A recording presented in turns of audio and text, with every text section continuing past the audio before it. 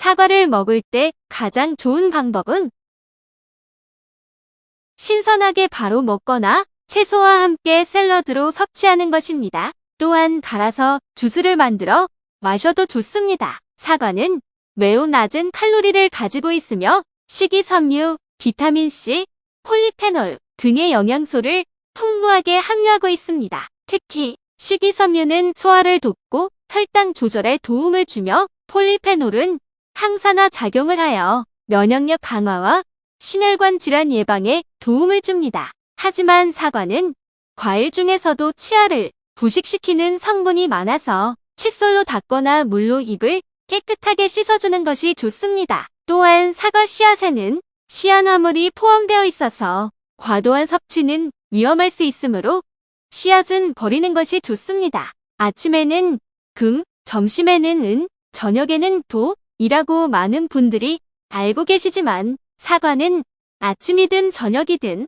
언제 먹어도 이로운 식품이라고 반론이 널리 알려졌습니다. 우리에게 이로운 사과 한번 알아봐요. 사과는 그 자체로 천연 프로바이오틱스로 적용합니다. 미생물의 먹이가 되어 미생물을 증식시키는 역할을 하는 게 프로바이오틱스라고 하는데 한 연구 결과를 보면 2주 동안 매일매일 2알씩을 먹게 했을 때 비피도박테리아와 닥토버실러스 등 유익균이 늘어났다고 합니다. 또 대변 속에 있는 암모니아와 황화합물의 농도가 줄어들었습니다. 대변에 자극적인 채취를 내는 암모니아와 황화합물의 농도가 줄어들었다는 것은 대변의 냄새가 순해졌다는 얘기입니다. 당시 연구자들은 사과에 풍부한 식이섬유인 펙틴이 이런 변화에 중요한 역할을 했다고 주장했습니다. 펙틴은 사과 껍질에 아주 풍부한 수용성 식이섬유가 바로 펙틴입니다. 이는 소화를 촉진하고 변비를 예방하는 데 도움을 줍니다. 비만 해결에도 도움이 됩니다. 비만으로 교란된 장내미 생물의 균형을 찾는 데 도움이 될 수 있습니다. 사과에는 식이섬유. 사과는 풍부한 식이섬유를 함유하고 있습니다. 이는 소화를 촉진하고 변비를 예방하는 데 도움을 줍니다. 비타민C. 사과는 매우 풍부한 비타민C의 원천입니다. 이 비타민은 면역 체계를 강화하고 세포 손상을 예방하는 데 중요합니다. 칼륨. 사과는 칼륨이 풍부합니다. 칼륨은 혈압을 조절하고 심장 건강을 개선하는 데 중요한 역할을 합니다. 폴리페놀. 사과는 폴리페놀이라는 강력한 항산화제를 함유하고 있습니다.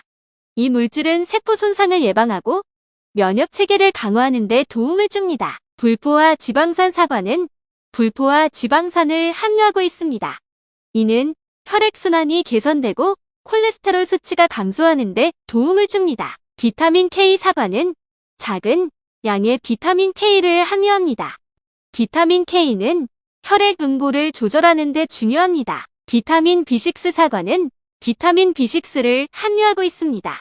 이 비타민은 에너지 생산과 신경 기능 개선에 중요한 역할을 합니다. 사과를 고를 때는 다음과 같은 사항을 고려해 보시기를 권장합니다. 색상 빛나고 선명한 색상을 가진 사과를 선택하세요.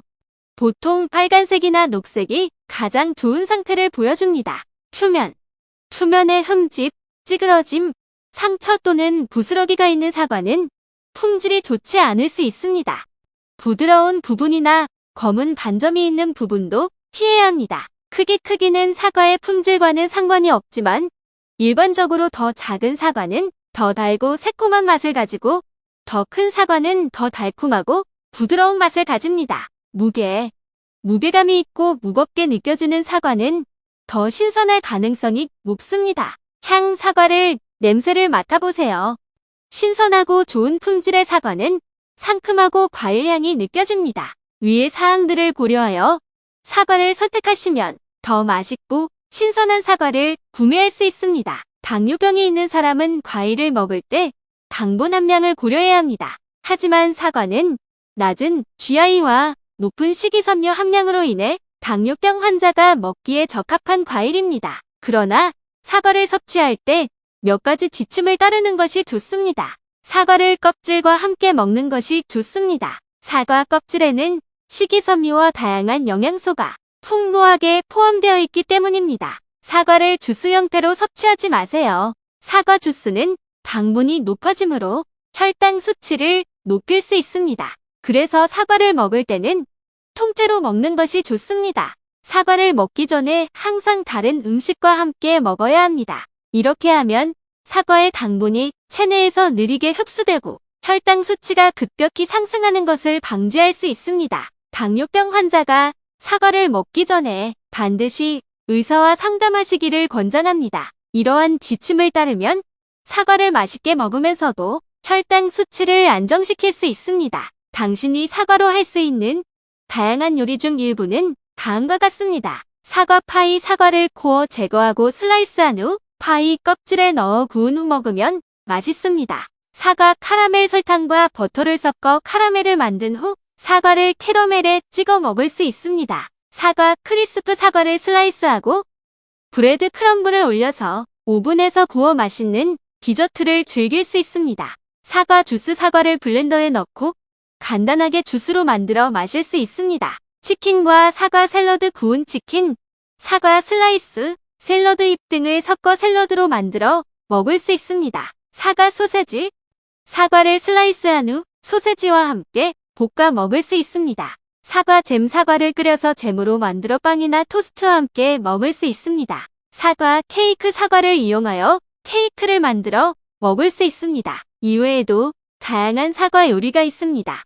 취향에 따라 즐겨보세요. 저는 개인적으로 스트레스를 안 받을 수 없잖아요. 스트레스를 잘 해소해서 마음의 평온함이 최고의 영양소 못지않다고 생각합니다.